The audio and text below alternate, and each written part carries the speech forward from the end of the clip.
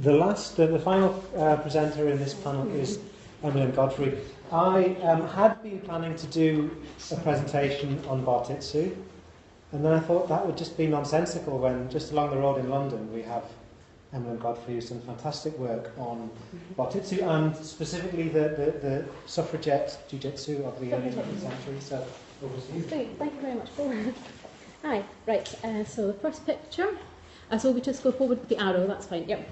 Okay, so you may have heard about this new statue, which is going up to this lady here, who is on your right, and she's Melissa Gant-Fawcett. And she was the organiser of what they call the Suffragists, women who were campaigning peacefully for votes for women from the 1860s onwards. Actually, she started the campaign when she was only 19 years old. So it's really timely to actually link in a talk about suffragettes and Bartitsu and jiu-jitsu with what's going on next year. And this is really a monument that's going up to Melissa Gant-Fawcett. Now, her opposing rival force would have been Mrs. Emmeline Pankhurst, and she headed the Suffragettes of the Women's Social and Political Union. And they were really a bit annoyed and quite impatient because by 1903, when the WSPU, Women's Social and Political Union, were formed, women still didn't have votes, including many men also couldn't vote. And she thought, let's do something about this, let's do something headline grabbing. And so even if that meant actually, going against the law, breaking things, damaging property. But Melissa Gant-Fawcett continued the campaign peacefully as Emmeline Pankhurst was doing all this sort of arson and all kinds of setting fire to pillboxes and stuff. So you've got these two women here, and next year also sees a massive anniversary of the passing of the Representation of the People Act, 1918. That's when some women over the age of 30 finally got the vote in Britain. So, that's actually going to be the forthcoming statue, which is the first one to represent powerful women within Parliament Square itself. This is an earlier one, which was put up in the 1920s, and that represents Mrs. Pankhurst and her daughter Christabel. But that's actually in Victoria Tower Gardens, just slightly down the road from there.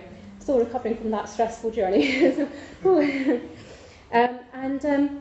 campaign for Dame Fawcett's statue was backed by some very prominent women, including J.K. Rowling. And I thought it was really fascinating because she wrote a triple-decker novel. Hopefully she brings out more of these ones and turns it into a whole series. But so far she's written 3. And it's the Cormoran Strike detective series, and there's a lot of discussion on martial arts, boxing, the limits of women's self-defence, the limits of martial arts. So I thought I'd put her in there. It's a nice little link in with the Melissa Gant-Fawcett campaign that's going on. So it only kind of seems timely to do a talk themed on monuments, and also monuments that are dedicated to individuals, and monuments that you wouldn't have thought of are actually kind of monuments, memorials to the history of jiu-jitsu and Japanese martial arts in the 1900s. And that's one thing I want to highlight in the talk, is things that you didn't know were a memorial to Japanese martial arts in the 1900s. So, I don't think any talk on Bartitsu is complete without this guy here. So that's The Great Detective. It's actually a holiday snap taken by my husband. And it's set against the backdrop of the Swiss town of Meiringen, which is the place to buy meringues.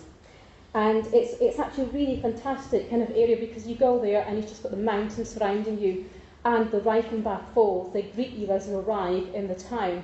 And that's where Holmes did his battle with Professor Moriarty, his greatest enemy. And actually, in 1903, a story came out called The Adventure of the Empty House, which Conan Doyle was actually pressured to write because a lot of people said, oh, well, Holmes, he dies in this tussle with Professor Moriarty at the Reichenbach Falls. We are not happy about that. Bring him back. So in The Adventure of the Empty House, Holmes comes back and he tells an amazed Dr. Watson of how he finally actually survived this particular confrontation. Again, this is really, really atmospheric, this place. You get out here and it's 30 degrees, real heated summer, really hot summer kind of day, and the spray just hits you, it's this cold, intimidating spray. So you can just imagine Holmes standing there on this precipice, wrestling with Moriarty, their feet slipping about. And that's them kind of dueling to the death there. But actually, his martial art that he used was called Bartitsu, and that was the way that he survived the confrontation with Sherlock Holmes. So one of the major scholars who has really brought forward the link between what Baritsu, this is Conan Doyle's misspelling of the form of wrestling that he used to survive the confrontation, and Bartitsu actually was, and Richard Bowen was one of the first scholars who really kind of forged that link. I mean, somebody had written about it in the 1950s, but really by the late 20th century, he was writing a lot of articles, including this one here, which was promoting the idea that it was a form of Edwardian martial art. And this particular piece is in the Bowen collection. So I thought I'd really integrate the Bowen collection in here too, because that's actually kept at the University of Bath, up the road, which is where we were this morning, and got lost completely afterwards with sat nav.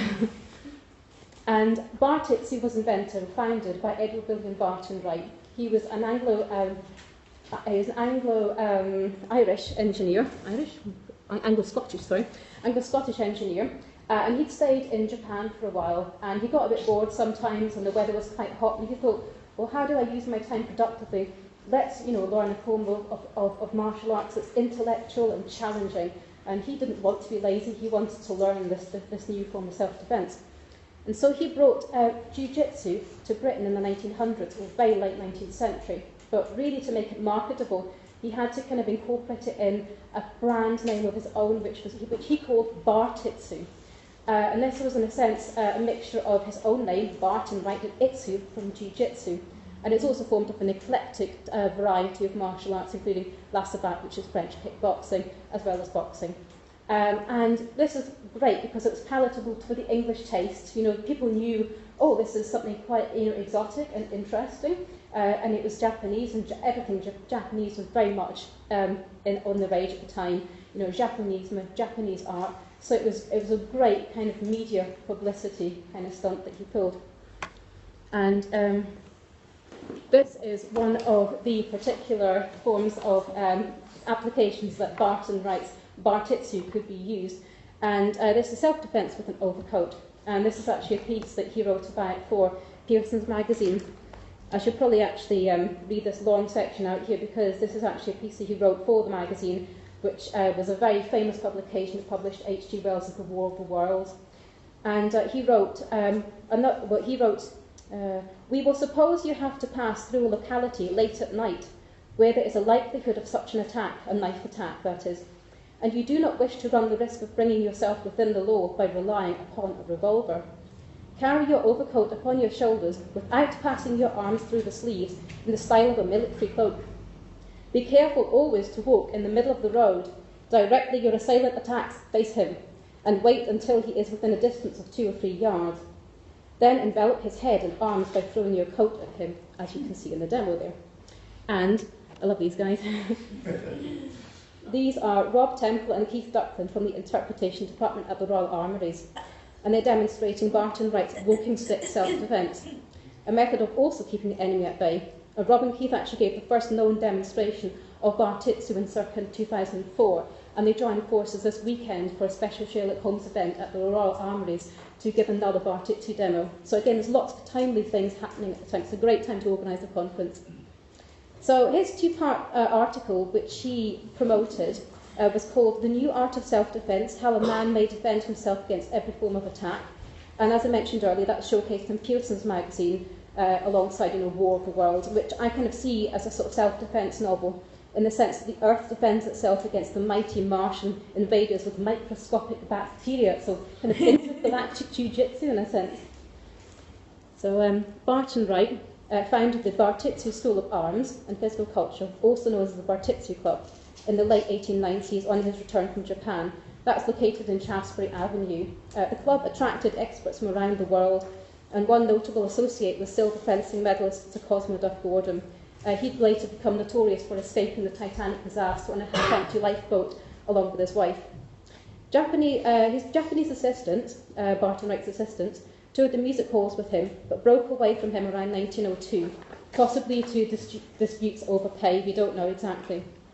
Barton Wright's exorbitant fees appear to have played a role in the club's demise, and he found himself involved in costly legal battles against disgruntled burnt patients. In fact, he actually used asbestos in one of his treatments, which just doesn't bear thinking about. He slipped into obscurity, although his contribution to the development of martial arts in Europe has in recent years been justly acknowledged, as you know about Dickie Bowen, Richard Bowen, and the Bowen collection. And also a little memorial here, coming back to the theme of memorials. This was put up to Barton Wright in Kingston upon Thames, because he was given a so-called pauper's grave, and we don't actually know exactly where he was buried. So one of the members of the bartitsu.org website, they put together a memorial for him. And I thought, I've gone back to, if you like to take a photograph of the memorial, then I'm about to change the page to Tony Wolfe, so I'll just dip a little bit. Right, bartitsu.org is run by Tony Wolfe, and he's done a lot really to promote bartitsu since the early 2000s. And this is a wonderful little picture of him. I just love this, so I just had to include it. In founding Bartitsu, Barton Wright really captured, I think, the zeitgeist of his time. A major factor in the growth of martial arts, I think, was the cultural shift away from interpersonal violence that we see in the 19th century. So, for instance, in the 18th century, what was called the Bloody Code had been passed, and a lot of, about 200 crimes or so, property crimes, had been made punishable by death. Whereas the 19th century saw some kind of reversal of that. There was a kind of revulsion towards interpersonal violence. And so we actually see more crimes against the person being more harshly punished, but property crimes, there were a number of ways that you could punish them, not just simply by death. So juries were more likely to convict. So during the 19th century, we see sort of various reactions to that, such as, for instance, the demise of duelling, which by the 1860s had become deeply unfashionable in Britain. And especially also attitudes towards how you defend yourself in the streets. So in the 1850s and 1860s, there was what was called the garroting panics. A number of people, actually quite a lot of people, this is a nice little picture here too, it's actually showing how to settle disputes in the 1880s, so you have a boxing match instead of blowing each other to bits with dueling pistols. So that really sort of shows the kind of difference in attitudes from the mid-19th century to the end. And then the next slide, I've got lots of pictures in here. This is a bit on the anti-garroting collar, which many people actually invented these crazy homemade weapons in response to this major crime wave that was going on at the time, the garroting panics of the 1850s and 60s. And what that was where you had crime preceded by strangulation, you'd incapacitate the victim, and then you'd raid their pockets. And you had lots of accounts in the press of men being traumatised by the experience, and one said, I couldn't eat for 6 weeks apart from using a spoon. So it was all kind of, in a sense, sort of, you had these depictions of men sort of sprawled about without their top hats and watches stolen. And so they invented these kind of homemade devices, and some of them did actually exist. This one's from the Metropolitan Police archives. And that's a lovely little sort of lampooning kind of piece in Punch magazine. There were plays as well about this and novels, you know, which really sort of said that people are over the top. There are other ways of defending yourself, not just using this kind of stuff. So actually, I think the unique selling point about Bartitsu was that it was weapon-free, a tool of self-defence for the thinking man, a connoisseur of culture. And by the time Conan Doyle's Baritsu appeared in Empty House, however, the Bartitsu Club, unfortunately, was a fragment of history, as I mentioned earlier. However, Barton Wright's assistants, Sadakazu Ugenishi and Yuki Otani, there were a number of them, but I'm going to focus on Ugenishi today. They went on to promote jujitsu to the wider British and indeed international public. And I think jujitsu was advertised as suitable for women at a time when the merits of golf and swimming were hotly debated. The idea that cycling could, tarnish a woman's reproductive organs, for instance. Whereas I couldn't see anything negative so far about jiu-jitsu. There's just nothing on that at all. There are no negative articles, no medical men worrying about this and that. It's all really good stuff. So, for instance, these words written by Sir Lord de Brunton, a founder of modern pharmacology, introduced Emily Watts's book of 1906. This is in the Bowen collection. I just saw that this morning, so I was very excited to see it again. This was the first known book on jiu-jitsu written by a woman in English, and it still remains to be the case. And I quite like the title because it kind of conjures up a sense of refinement, of, it's a skill, it's an art, it's a graceful form of self-defence. But also there's something really steely and iron about it as well. So Watts, she really knows how to relate to her audience. She's actually a firm grip on her subject. She says, for instance, now instead of taking regular steps backwards as we start as though for a waltz, each one watching the position of the other, ready to take advantage of a step that will make possible any of the throws. So you're going dancing with her, and who knows where that's going to lead to. A bit kind of risque, but also, a bit very in control too. She knows what's going on. She's the woman, she's the teacher. And I like the way she also talks about practicing her moves on damp lawns and inclement weather. And it's kind of like, you know, it's a battle between the woman and nature. In a sense, we kind of go back to Sherlock Holmes versus the Reichenbach Falls versus Moriarty. Sherlock trying his hand, trying his best in, you know, tough circumstances. And I think what's also hinted at in Watts' assertively written book is also the idea that through their knowledge of martial arts, as well as simple self-defence techniques, women can become more confident to step out into the male domain. This is apparent, I think, in a novel called Anne Veronica. It was a big shocker, published in 1909. I kind of see it as very much the 50 Shades of Grey of its time. And it's got self-defence scenarios in it as well, so I was very excited, particularly jujitsu. There's actually a bit where the heroine, she runs away from home, she joins the Suffragettes, she gets followed down the streets on Regent Street, and I'll come to that in a moment, and she has to use her jujitsu skills to ward off a would-be seducer called Ramage. He's really quite dodgy. Wells writes, and there's 2 paragraphs, but it's just really nicely written. She shut her lips hard, her jaw hardened, and she set herself to struggle with him. They began to wrestle fiercely. Each became frightfully aware of the other as a plastic, energetic body, of the strong muscles of neck against cheek, of hands gripping shoulder blade and waist. "How dare you," she panted, with her world screaming and grimacing insult at her. "How dare you?" They were both astonished at each other's strength. Perhaps Ramage was the more astonished. Anne Veronica had been an ardent hockey player and had had a course of jiu-jitsu in the high school. Her defence ceased rapidly to be in any sense ladylike and became vigorous and effective. A strand of black hair that had escaped its hairpins came athwart Ramage's eyes, and then the knuckles of a small but very hardly clenched fist had thrust itself with extreme effectiveness and painfulness under his jawbone and ear. So, yeah, he was pretty shocked by the experience. And that was actually published in 1909, as I said before. And by that point, by 1909 September, the militant suffrage campaign was really well underway in Britain. So women were being force-fed by that point, they were hunger striking. And 1909 was also the year that Edith Garrett became much, much more famous. And she was one of the early jiu-jitsu demonstrators. So you've got Emily Watts, and then you've got Edith Garrett being one of the early ones. And she really was one of the first to kind of apply it to the suffrage campaign. So, you know, how can we use women's self-defence for political uses? So this is her actually demonstrating in her dojo. I've just had to blow the picture up quite a bit because it's kind of getting all the sequence of pictures in as a bit of a challenge.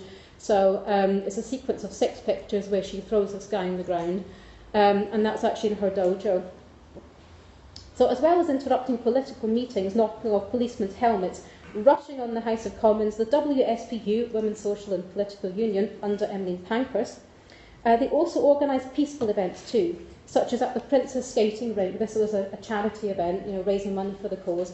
And Edith gave her first demonstration to a suffragette audience there. At the last minute, William was taken ill, and Emmeline Pankhurst said to Edith, "You know you can do it. You go up on the stage, you can do it." And she said, "Oh, I don't know about that. Go on, you do it."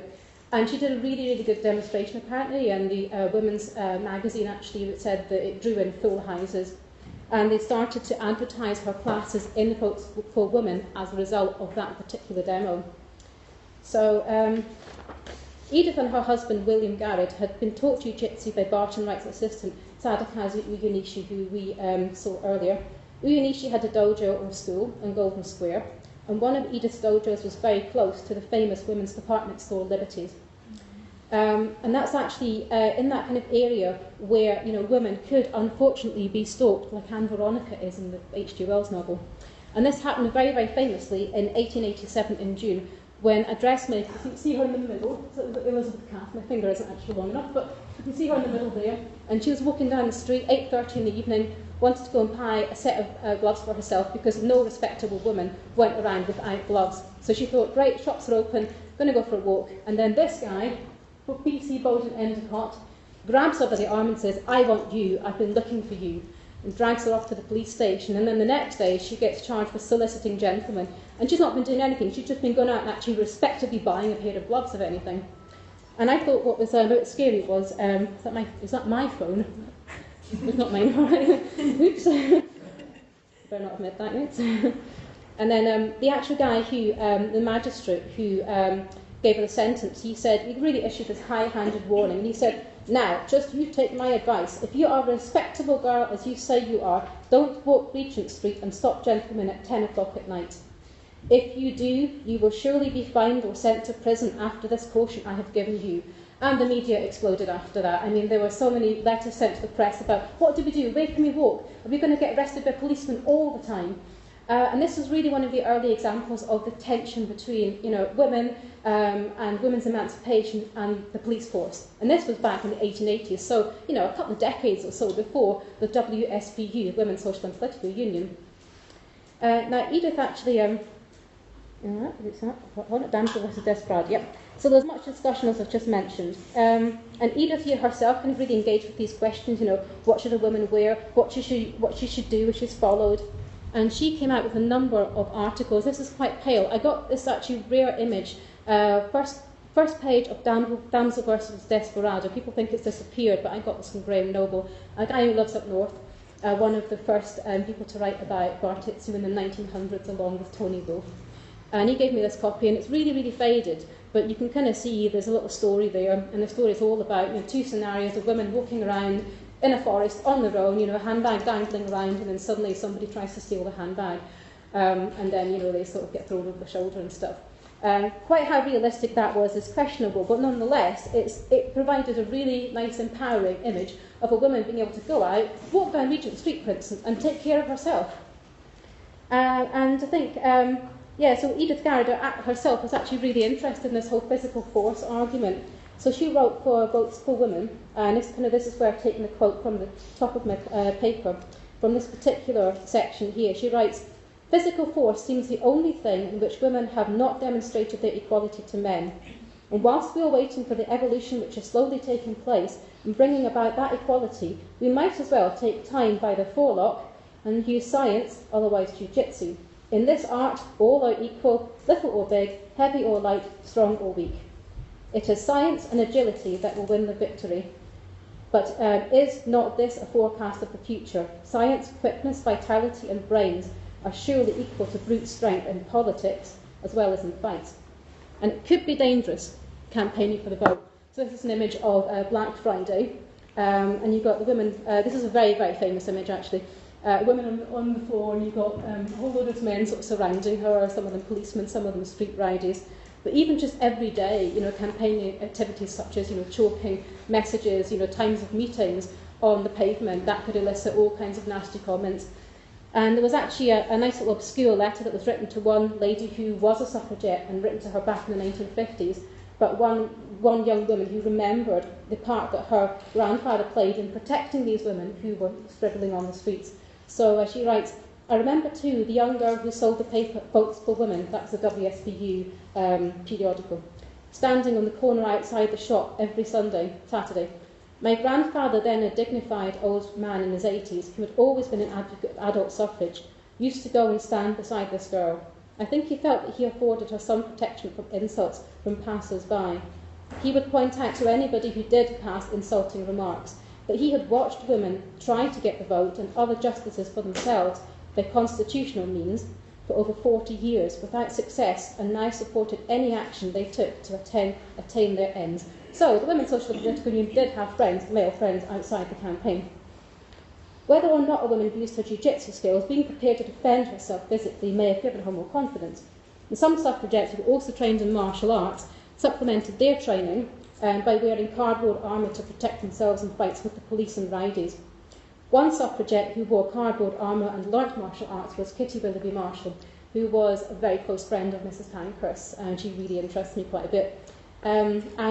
She really spearheaded the project to commemorate Mrs Pankhurst in the form of the statue that we saw at the very beginning of this talk. By Kitty's jiu-jitsu instructor, Edith Garrett, had become somewhat of a celebrity by about 1910 or so.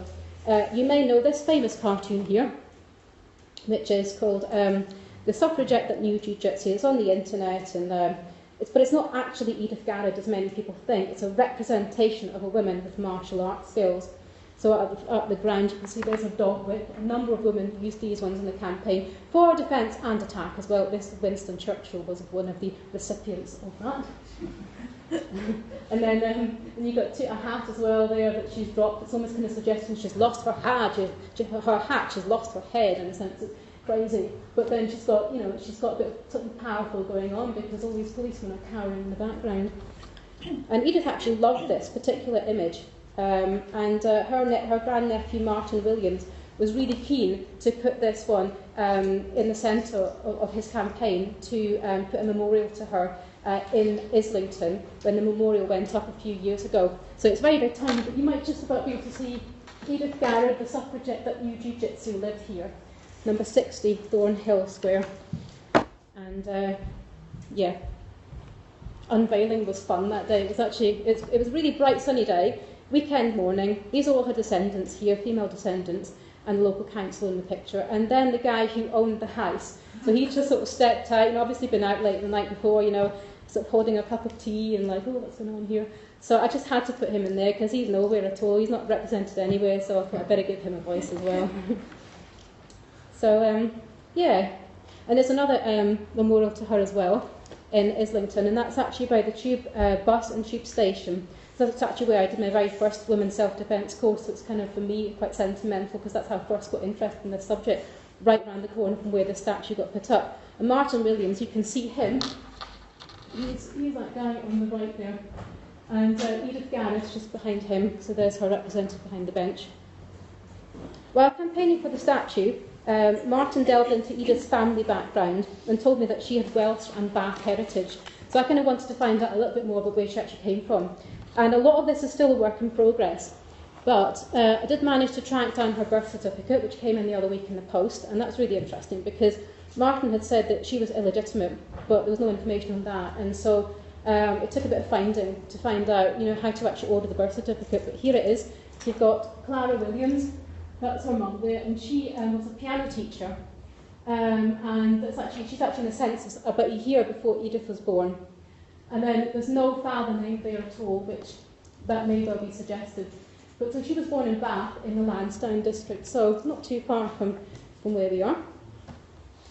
And yeah, another Edith Garrett mystery I found was what happened to her scrapbook. And she proudly shows this off to a number of people, this particular scrapbook. There it is again, she's showing it off to Mr. Professor Mathematician, who'd come over from Japan. He came over a number of times to the Budokline. And that's particularly one incident of that. And she's showing it off to him there, but then she's also showing it to a journalist in the 1960s called Godfrey Wynne. So she was clearly proud of it, and she'd actually reproduced the punch image of Suffragette that used jiu-jitsu, which we saw earlier. So I'd love to find out where that went to, but none of her descendants know, so that is a work in progress. And he was actually kind of interesting because he was a specialist in commerce and marine transportation, and there's a lot of information in the Tudor magazine on him, which Mike Callan kindly passed on to me a few months ago, because I was actually looking for the rest of this article. I only had this bit here and this bit. I didn't know where on earth the rest of it came from, so I was very pleased to get in touch with him. So another couple of minutes. Edith's dojos were a female-friendly space, and the Argyle Place one, which is where she had her dojo, was indeed a bolt hole, an escape for suffragettes fleeing the police following Windsor Smash campaigns. Her role within the WSPU really intensified. And the Liberals in power, they started to panic because a lot of women were hunger, thirst and sleep striking in prison. And they thought, oh no, we don't want to martyr to the cause. So they ended up passing the Prisoners' Temporary Discharge for Ill Health Act, 1913, often called the Cat and Mouse Act. Though actually the guy who really shunted this particular act forward, McKenna, the Home Secretary, is the only one who actually knows how to spell it correctly. Everyone tends to put an apostrophe after it at prisoners, and I get very wound up by that. But there it is, that's the particular one there, so all the terms of that one. And one of the terms was that if a woman was released to recover sufficiently before she got called back to prison, she had to tell the authorities where she was, so that they could come and take her back to prison again. But a lot of women, as you can imagine, didn't want to do that, and especially Mrs. Pankhurst. So she actually had a bodyguard, a group of women who would protect her from police rearrest. And Edith's job was to train that group of bodyguard. And Kitty Marshall, who'd put up the statue to Mrs. Pankhurst, she was one of the members of the bodyguard, as well as being her one of her best friends. And she wore cardboard armour, so it all gets really quite exciting. And this is the last page of the talk. So we've got the bodyguard, and you may have seen the film Suffragette, in which the bodyguard briefly appears. So this is Helena Bonham Carter, one of the early released pictures from when they were shooting the film. Practicing her moves here, and she was really inspired by Edith Garrett and actually wanted to have her character named Edith Ellen, Edith, in honour of Edith Garrett. Yeah, so she was also known as Madame Garrett as well by the press too. And the police were learning jujitsu, so it became really important that the suffragettes became adept at the martial arts. This is the last page here, I think, yeah. So, for instance, one of the confrontations, one of the police officers writes about it, and he actually talks about one jiu-jitsu confrontation, and there aren't many discussions of that. I've not seen any so far in the press, anything so far in any of the secondary sources, but I found this one autobiography and it's unpublished. And so I was really excited to see it. It's one of the descendants has given me the autobiography, and he talks about a fight with the police began, this is in West London, and some of the bodyguard were soon using their Indian clubs. This is also part of the martial arts training that Edith offered, Indian clubs and jiu-jitsu.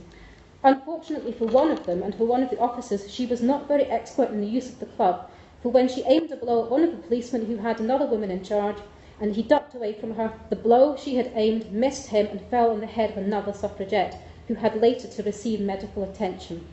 So, not great press there for the suffragettes. These are actually his personal memoirs. But perhaps we will give Edith the last word in this talk. As she later related in an interview, she also used her martial arts skills against the police, and she thought this was a particularly useful method of dealing with the bobby on the beat. She writes, "One policeman said to me, 'Now then, move on, you can't start causing an obstruction here.' 'Excuse me,' she said, 'it's you who are making an obstruction.' Then I pretended," she says, "to drop my handkerchief. The next moment he was over my shoulders, and, while all his mates were restoring his winded body to its feet, I escaped into the crowd that was collecting to see the fun. I'm afraid he must have felt sore for many a day." Thank you.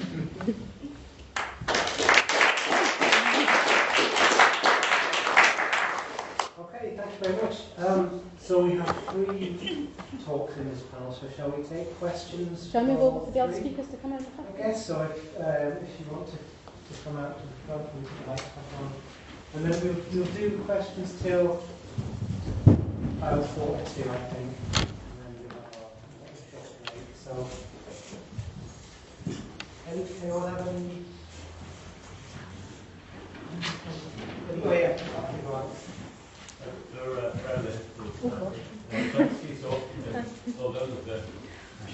The adrenaline has now calmed down, yeah. But really interesting. I'm somewhat familiar with some of the stories that you've touched on. Thanks for adding such depth to it. When I've read about this before, when I've thought about it before, and other things you said today, it seems that the bodyguard were using jiu-jitsu fundamentally to assist the politics of what the suffragettes were doing in terms of the demonstrations. One of the things that I'm quite interested in is, beyond that, was the jiu-jitsu the act of a woman fighting, a woman able to fight a policeman, in terms of the politics of the body that represents, was that impactful in any way at the time? I mean, obviously the focus of all of this was on the right to vote, but in terms of wider gender politics, thinking about this was sort of happening at the same sort of time that physical education for women was being established and changing on there. In your research, have you seen that the specific training in jiu-jitsu of these women, did that have an impact beyond simply assisting the suffragette movement? Did that have a sort of send out any waves in I think there's a number of sort of ways you can look. I suppose the impact of the suffrage campaigning and getting out on the streets and getting that confidence to go out on the streets as well, knowing you have this secret weapon. 1 or 2 suffragettes wrote later on after their war work, and they said, well, it wasn't really the war work as such that was something that was empowering for them. It was the suffrage campaign and all the sort of physical dangers that they had to put their bodies through to actually, which really gave them the kind of confidence to, sort of partake in this dangerous war work. So in a sense, it's actually, you could look at it in that sense, what they put themselves through physically. But what was interesting is also that 1910 was the year of the hobble skirt, and that's when Edith Garrett became famous. So these 2 kind of images of women's bodies at the time, you had her doing all of her stuff, and then you had the hobble skirt, which had, sort of depictions in Punch magazine of women sort of saying, "Oh, Mabel, we're not going to catch that train, you have to hobble faster." So you've got these 2 kind of depictions going on at the same time. That's something that I'm really interested in researching in a bit more, and that's actually a work in progress. I'm writing a book at the moment. One of the themes is actually looking at the bodyguard and looking around some of the influences of that on women's physical emancipation. But definitely in terms of how sort of jiu-jitsu was seen as health-giving and beneficial and graceful and ideal form of exercise for the women, whereas, you know, it was kind of all these other sports and cycling, with quite a bit of debate about that. There's actually a programme on Women's Hour which was on a few days ago, exactly on the history of cycling and reproductive organs and stuff. So I just didn't really see anything negative about that, and jiu-jitsu, and I thought that in itself was kind of liberating. I've yet to find anything negative, but there must be something out there from the 1900s. What are your thoughts, by the way? Maybe we'll chat after Yeah. Thank you. In relation to lineage, there were Barton Wright's school closed, and after the vote was cast for women, or the initial restricted vote. I'm not sure if some people continue to teach and practice, and therefore the arts will pass down for a lineage, almost like, so my teachers teach over. Yeah. As like many martial arts. I'm not sure if that. I think what's been underground. Yeah, you look at this sort of lineage, so you've got Barton Wright, then you've got Ian Ishii, then you've got William Garrod. William Garrod teaches Edith. Edith continues to teach into the 20s, and there's evidence that she was still working then. I'm not sure, and then William Garrod was one of the authorities as well. I'm not sure quite afterwards who she influenced from the 1920s onwards, but she was still teaching, and I think she ended up like teaching scouts in the end. One of her sort of, her descendants was saying she remembered her as a scout leader, so who knows that she might have influenced them in that kind of way as well. So, but yeah, again, it's something to sort of think about the lineage there. So beyond the kind of topic, also a number of the, I mean, we don't know much about Ian Ishii's movements once he moved back to Japan, circa 1906, 1907. We're not sure everything, you know, all the stuff he was doing then, but some of the other people in the movement, like Yukio Tani, for instance, you know, he sort of went on to have quite a career again. And so, yeah, who did they influence? That's the question. I think it's actually easier to work that out from looking at materials that we've got out of the Bowen collection, because you sort of see the correspondences, and you know, this person knew that person. And then Dickie Bowen, actually, I forgot to mention, he knew Edward William Barton Wright, and he remembered the electrical light treatment cures that he had in his house in Kingston.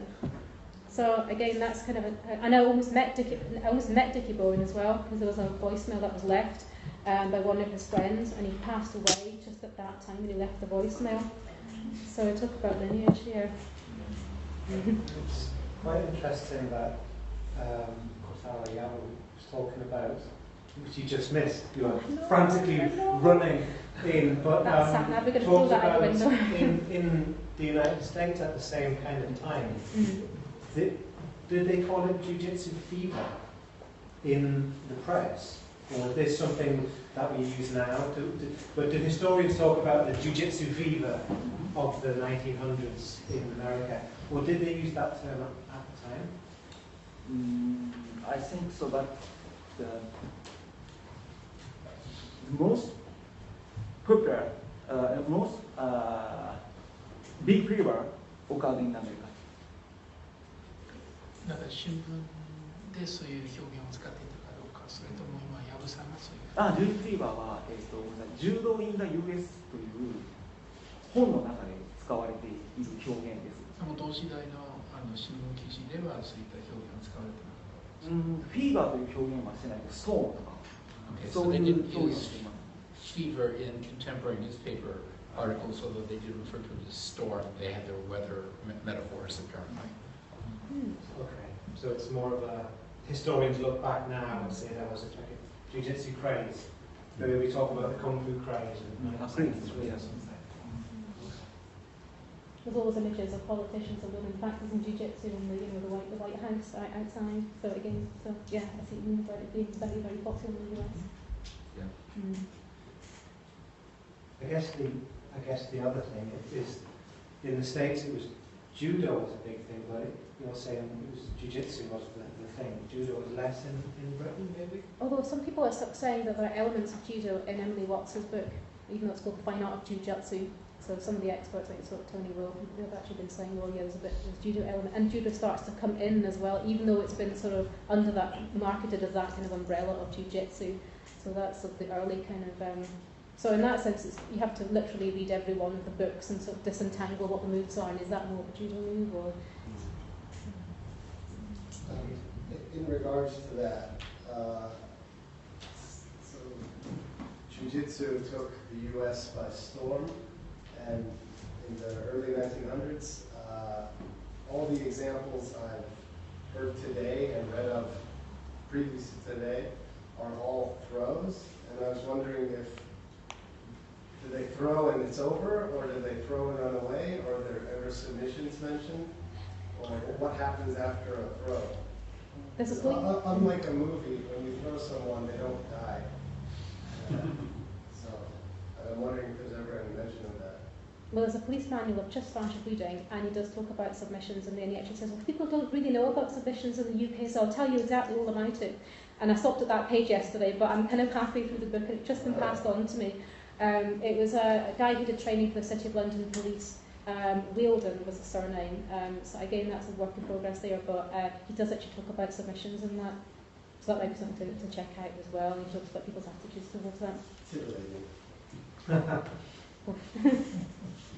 Question in relation to the Korean martial arts. I looked at the myth of the flying kick, so I was expecting like, oh, against the horses and a lot of people in martial arts, they talk about this when you were yeah, but why were flying kicks developed? So I don't know if you know much about the development. Oh, no. Just a demonstration. Disallow that question. Do you really want to talk about flying kicks? No. in the modern martial arts. This myth, why did this myth develop about this is only it's just painful to me. Or myth or whatever it is, the story that flying kicks were developed to defeat cavalry. And for some reason Westerners, we often believe that. So as a teenager I believed it when I was learning Taekwondo. I was like, okay. Yeah, when I moved here to Europe, I've heard of that. It's a little bit nonsense of. They developed in a different story to make it legitimate. This really doesn't match to the historical circumstances. I'm sorry for that. That's what keeps you in business.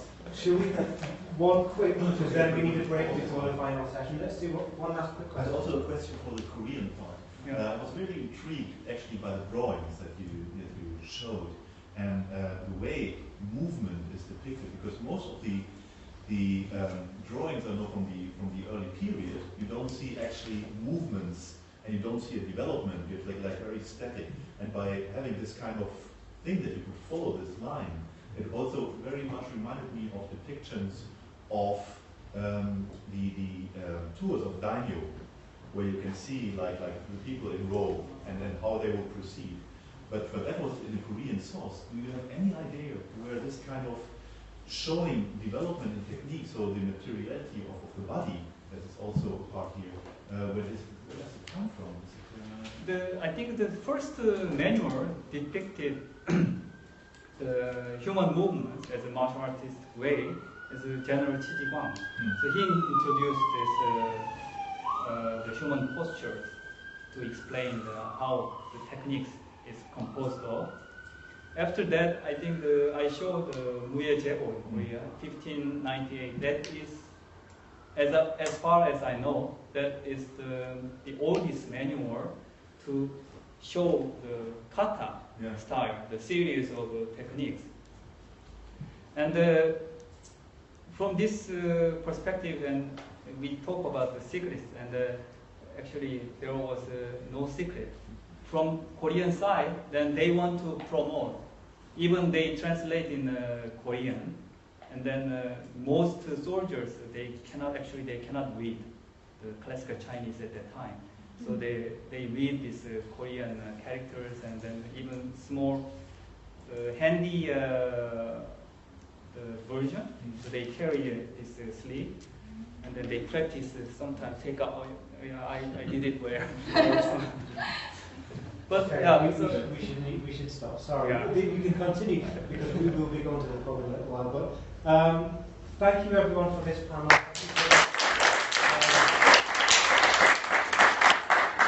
We will take a 10-minute break, so there should be coffee and soft drinks and toilets. And thank you very much.